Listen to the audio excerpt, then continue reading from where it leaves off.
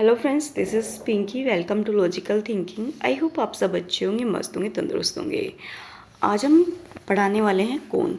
कौन पे वैसे तो मैंने आपको जो इक्वेशंस है वो बता दी थी, बट आज हम इस पे बेस क्वेश्चन भी देखेंगे और थोड़ा सा इसको डिटेल में पढ़ेंगे। कौन के लिए हमें क्या क्या रिक्वायरमेंट है और कौन की जो जनरल फॉर्म है वो क्या होती है, होमोजीनियस इक्वेशन क्या होती है, जिससे आपका एक क्वेश्चन तो हर साल आता ही है।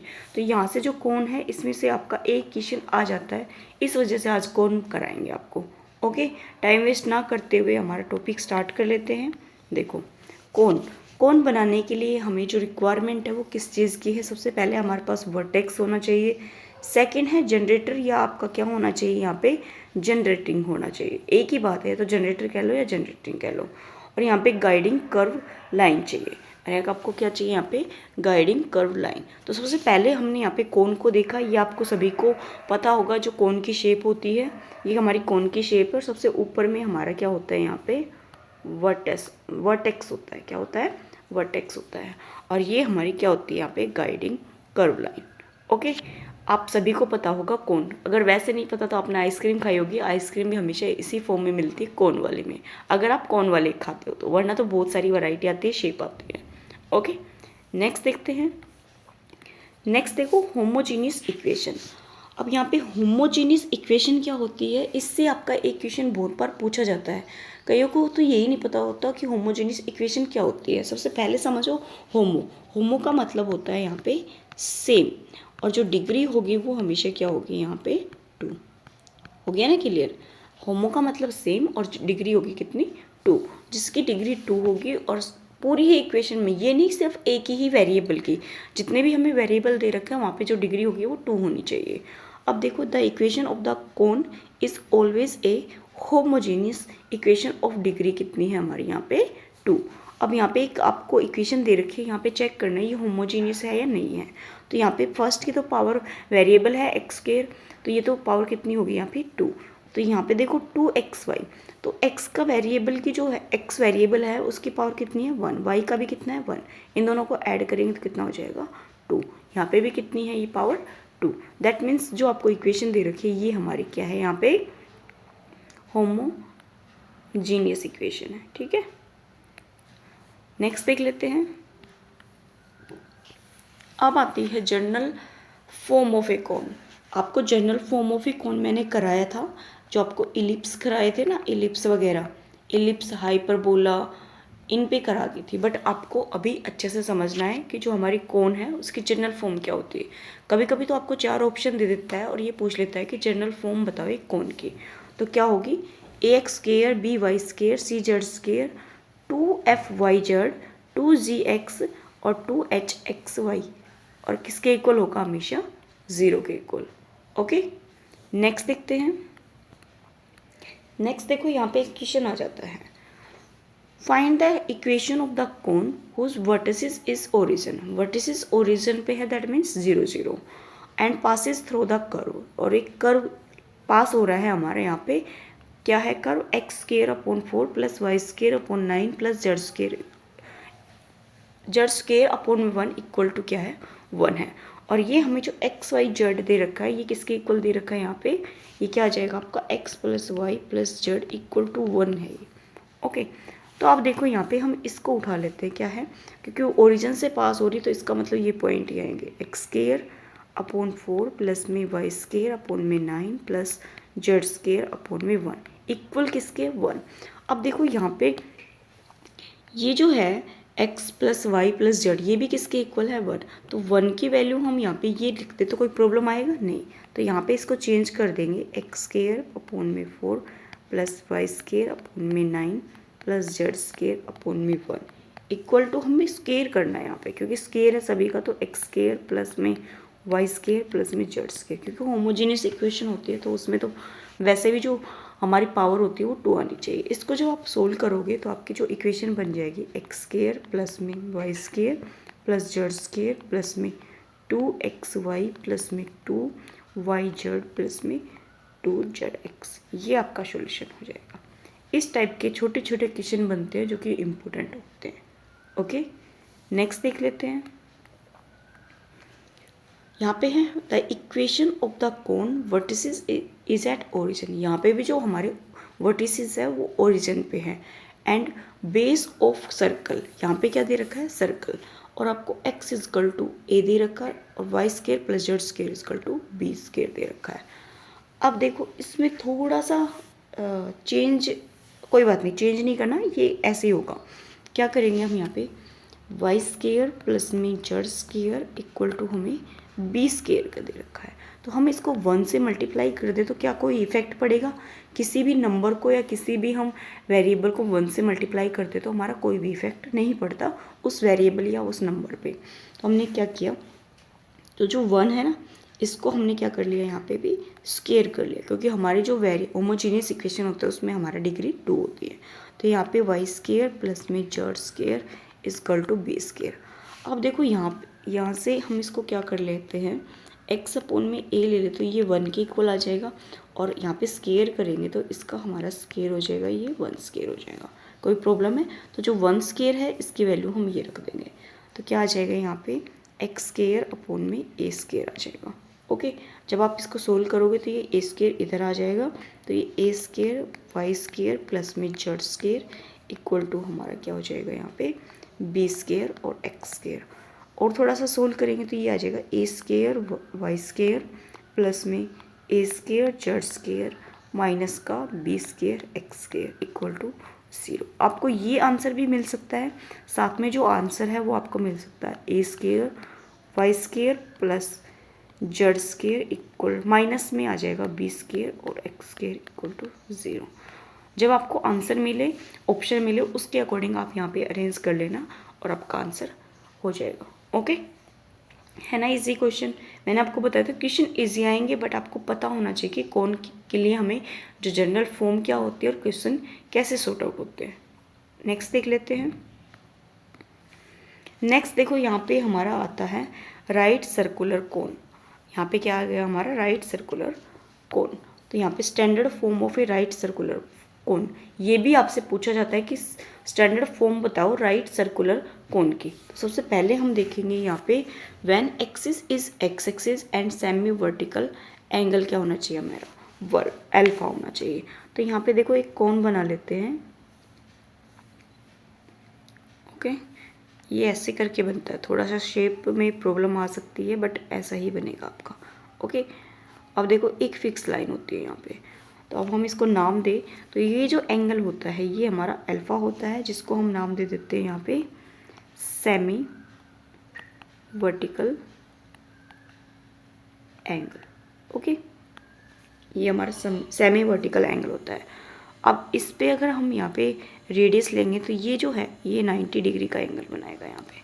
ओके, अब देखो व्हेन एक्स एक्सिस, अगर एक्सिस एक्स है तो हमारी जो इक्वेशन बनेगी वो क्या बनेगी, वाई में, और जो इक्वल टू आएगा वो हमारा एक्स स्केयर और यहाँ पे टेंजेंट स्केयर अल्फा आएगा। ओके, अगर एक्सिस क्या है हमारी, यहाँ पे वाई एक्सिस है तो X square plus Y square आएगा। यहाँ पे आपने देखा वाई नहीं है और यहाँ पे आपने देखा एक्सिस एक्स है तो यहाँ पे एक्स नहीं है।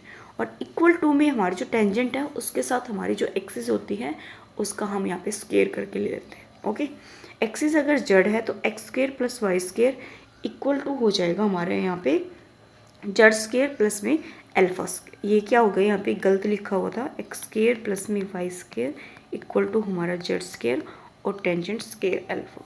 ये हो जाएगा अगर एक्सिस हमारी जेड है तो। ओके, नेक्स्ट देख लेते हैं।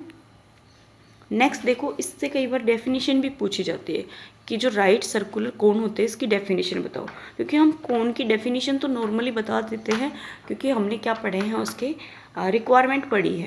रिक्वायरमेंट में हमारे पास कोन में क्या क्या होना चाहिए वो चीज़ें तो पता है बट डेफिनेशन नहीं पता। तो यहाँ पे डेफिनेशन देखो एक प्रॉपर लैंग्वेज में, right circular cone is surface which is generated by line passes through a fix point. किससे पास होती है, हमारा फिक्स पॉइंट होता है, and making constant angle, angle का हमारा कॉन्स्टेंट होगा with the axis of the curve cone. Okay, क्या है हमारे यहाँ पे जो राइट सर्कुलर कोन होता है उसमें जो फिक्स पॉइंट होता है और उसको बनाने के लिए जो एंगल होता है वो भी हमारा यहाँ पे कॉन्स्टेंट होता है। ओके, ये डेफिनेशन थोड़ा सा आप याद रख लेना क्योंकि इम्पोर्टेंट होती है। नेक्स्ट देख लेते हैं। नेक्स्ट देखो यहाँ पे एक इक्वेशन आ जाता है, इसको हम कैसे सोल्व करेंगे। The equation of the cone with vertices at the origin और the axis is Z axis. Axis कौन सी है हमारी यहाँ पे, जेड एक्सिस। सेमी ये क्या आएगा हमारा, semi vertical angle pi by 4 is, angle दे दिया और साथ में हमें जेड एक्सिस दे दी। तो सबसे पहले हमें यहाँ पे इक्वेशन बनानी चाहिए। जेड एक्सिस है तो इसका मतलब एक्स स्क्वायर प्लस में वाई स्क्वायर इक्वल हमारा हो जाएगा Z square tangent square alpha. अब जो अल्फा की वैल्यू है वो हमें दे रखी है यहाँ पे पाई बाय 4, बस यही रखनी है। तो एक्स स्क्वायर प्लस में वाई स्क्वायर इक्वल टू हमारा जेड स्क्वायर और टेंजेंट स्क्वायर अल्फा आ जाएगा पाई बाय 4। अब अल्फा की वैल्यू आपको पता है, टेंजेंट पाई बाय 4 कितना होता है, 1 होता है। तो यहाँ पे हो जाएगा एक्स स्क्वायर प्लस में वाई स्क्वायर इक्वल टू हमारा जेड स्क्वायर। ओके, क्योंकि टेंजेंट क्या हो जाएगा हमारा 1। इस टाइप के क्वेश्चन आएंगे। अगर आपको यहाँ पे थोड़ा सा भी आइडिया नहीं है कि इक्वेशन क्या बनेगी तो आप इन क्वेश्चन को नहीं कर पाओगे। यही वजह है इन क्वेश्चन को लेने की और इस चैप्टर को लेने की।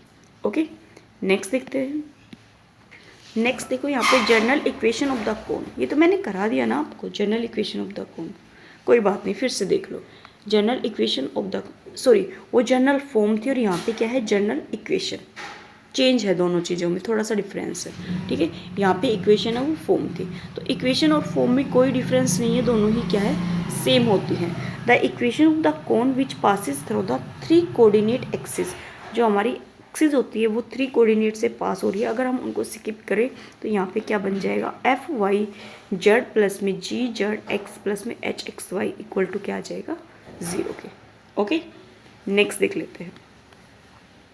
अब देखो नेक्स्ट आती है यहाँ पे equation of the tangent plane. यहाँ पे क्या लेनी है आपको, टेंजेंट प्लेन की इक्वेशन लेनी है। The equation of the tangent plane and, यहाँ पे पॉइंट दे रखा है हमें 3 एक्सिस पे, एक्स वाई जेड पे, टू द कोन। कोन की हमें यहाँ पे जनरल जो स्टैंडर्ड फॉर्म होती है, जनरल फॉर्म होती है, वो हमने लिख रखी है इस।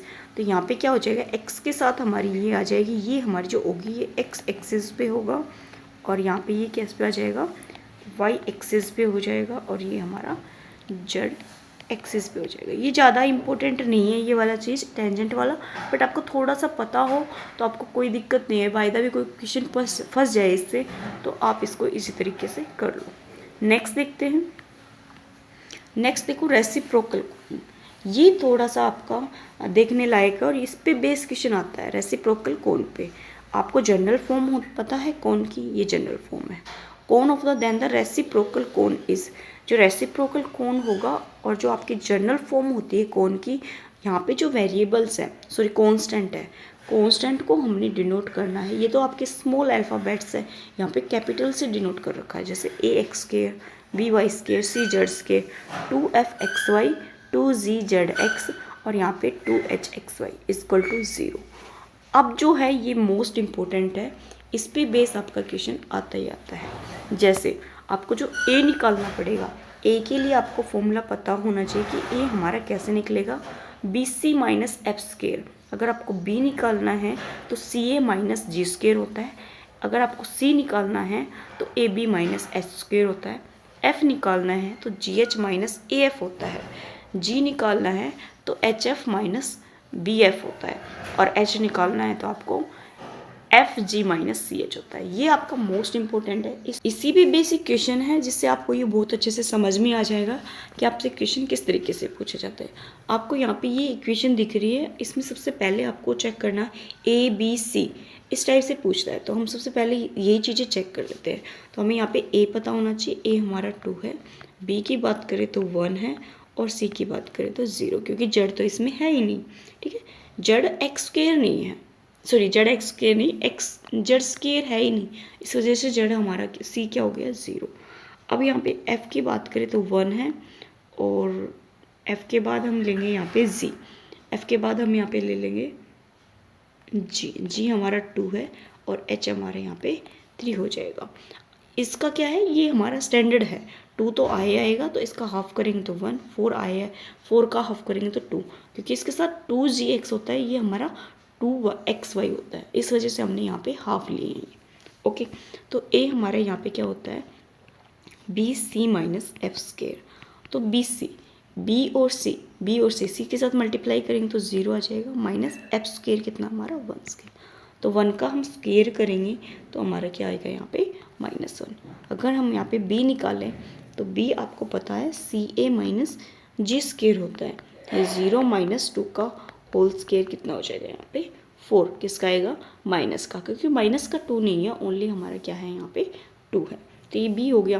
उसके बाद c निकालेंगे, कैपिटल की बात कर रहे हैं तो 2 माइनस 9 हम 2 नहीं सॉरी c निकालेंगे तो क्या हो जाएगा ए और b की 2 हो जाएगा और माइनस एच स्क्वायर तो 3 का 9 हो जाएगा।